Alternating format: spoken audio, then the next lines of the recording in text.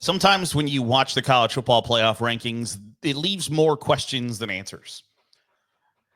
And I feel like that's what I saw on Tuesday night, is that every time that the rankings come out, or every time somebody on the committee maybe explains why they feel the way they do, or whatever the case may be, I feel like it ends up bringing more questions than answers to questions. So here are 3 questions that I would love to ask the playoff committee, probably off the record, not in a televised interview, not in a radio interview, podcast interview for a newspaper, just sitting in the room. Hey, these are 3 questions I have for you. And the first one, I think, is the question that I would like the answer to the most, because I don't know the answer. And believe me, I'm a huge proponent of, I think you need to ask questions. Sorry, my webcam's stupid. You have to ask questions seeking information rather than trying to catch somebody in a gotcha. If you already know the answer, the question doesn't need to be asked. I despise to my core the people who try to use I'm just asking questions, because if you're going to say it like that, no, you're not. But these are genuine questions that I don't know the answer to, that I want the answer to. So the first question that I want the answer to, and I don't know the answer because I don't know how I feel about it, but I would love to know the people who make the decisions, how they feel about it, is how many good wins offset a bad loss? How many good wins offsets a bad loss? Because when you look at to be frank, the consternation of the playoff rankings right now are the 4 SEC teams, are the 4 teams that are ranked in what I don't know is the correct order of Alabama 7, then Ole Miss at 9, Georgia 10, Tennessee at 11. Because Ole Miss has one somewhat bad loss to LSU. It's not a bad loss, but it is it's not a great loss by any stretch of the imagination. They have a really bad loss to Kentucky, and they have a pretty good win. Georgia, on the other hand, has 2 losses. I don't think either of them would be considered a bad loss, but they have 3 pretty good wins. When you boil it down, that when you look at Georgia's schedule, a win over Clemson, a win over Texas, and a win over Tennessee are 3 pretty good wins. And they don't have necessarily a bad loss. That when their losses are to Alabama on the road and to Ole Miss on the road, I don't know that those can be classified as bad losses. Alabama has 1 good win. They beat Georgia. They have a bad loss to Vanderbilt. And then they have a loss to Tennessee that I don't think you can attribute as a bad loss. Tennessee has 1 pretty good win, that they beat Alabama. But Tennessee has a bad loss to Arkansas. So how many good wins offset a bad loss? Because if we're essentially just throwing out losses, if we're just tossing them to the side as well, that doesn't necessarily matter. And I'm a proponent. I have always said I care much more about who you beat than who you lost to. That, to me, should be kind of the standard you're trying to hit. So, for instance, in this 4-team mumbo jumbo, and I know that it's difficult to, do I think Georgia is significantly better than Ole Miss? Yes, I do. And I recognize that might sound ridiculous, especially a day after throwing a hissy fit that the games on the field should matter. But I think Georgia is better and has a better resume than Ole Miss does. And maybe that should be the argument. Did Ole Miss beat Georgia? Yes, absolutely, 100%. Does Georgia have a better resume than Ole Miss? Yeah. Yeah, they do. So Georgia has 3 pretty good wins. Ole Miss has 1 win that they can really hang their hat on over Georgia. So how many good wins offsets a bad loss? If you have good wins on your resume, I care much more about that than who you lost to. whether that is to Vanderbilt, Kentucky, whoever. That's always mattered more to me because that's the name of the game. That's the whole point of a playoff is you're going to have to win your way to a title. And if you've proven that you can beat good teams, then I think you deserve to be in the running to be one of the teams that gets a chance to play for a title. If you've proven that you can lose to good teams, well, congratulations. You have that in common with bad teams. So that doesn't separate the cream from the crop to me.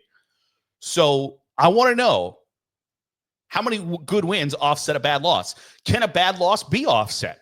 If I guess, for instance, Notre Dame has potentially the worst loss of anybody in college football playoff contention.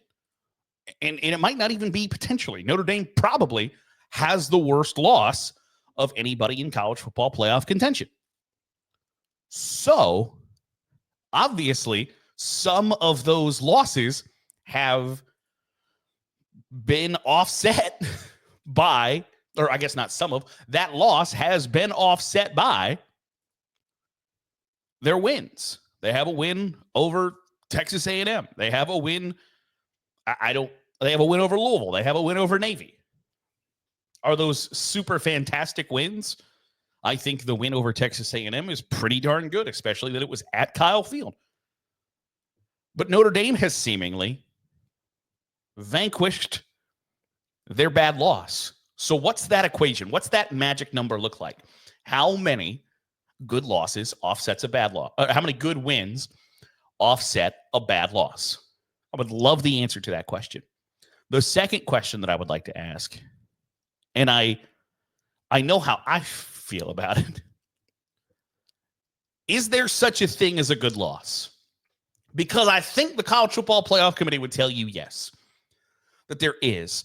That Ohio State going to Oregon and losing by a point on the road, 3 time zones away against the number 1 team in the country, is a quote-unquote good loss.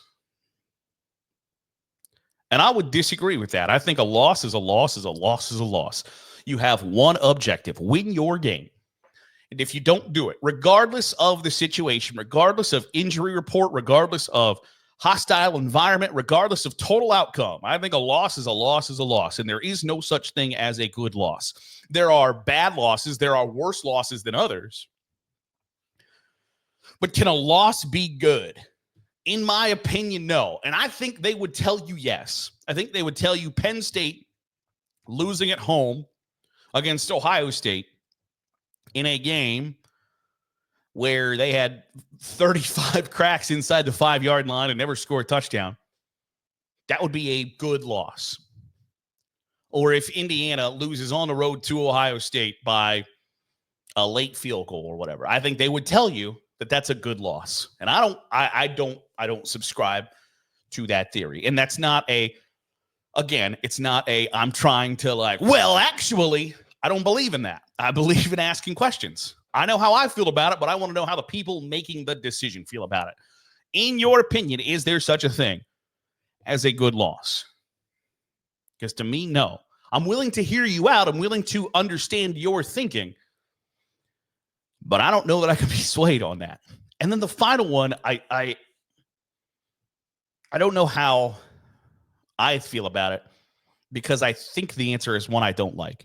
And it is, how do you determine the difference in conference parity versus lack of conference-wide success? For instance, I think the SEC's main argument right now is Alabama, Ole Miss, Georgia, Tennessee all have 2 losses because we play real good football down here. And while there might not be the absolute top dog, this is the team you've got to beat, we're all really good, which is a convenient argument when you're all trying to get into the college football playoff. Is you can't keep one of us out because we're all very good. We're all deserving of college football playoff seats at the table. That in addition to Texas, Alabama, Georgia, Tennessee, Ole Miss are all deserving of being in the 12.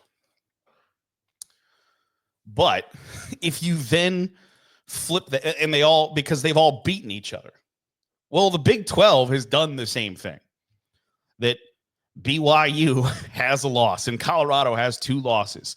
and Arizona State has 2 losses, and Iowa State has 2 losses, and Kansas State has a couple of losses, and Oklahoma State has way more losses than that, and Utah has losses. So how in your mind are you determining that teams with 2 losses like Georgia, Ole Miss, Tennessee, Alabama, that they are really, really good football teams that just happen to have run into one another, and because they're all so similar, nobody could distinguish themselves or distance themselves from the other. Therefore, they're all good. If that's not necessarily the same case between Colorado and Arizona State and BYU, I'd love to hear the reasoning and the explanation behind that. The problem is I don't think we'll ever get answers to those questions. And each week, the more the rankings come out, the more questions I have than answers. I think they like it that way. And I don't know if that's a good thing or a bad thing for the sport overall, but I think it's something we're going to have to talk about later on down the line. That'll do it for today's episode of the Daily Huddle. I appreciate you making us a part of your day, however it is, wherever it is you're doing so. If you're watching on YouTube, hit the subscribe button. Make sure you're getting all the great college football content we're pumping out. If you're listening on the podcast feed, drop a 5-star review. It goes a long way in helping out the channel. I'll see you tomorrow for another episode of the Daily Huddle.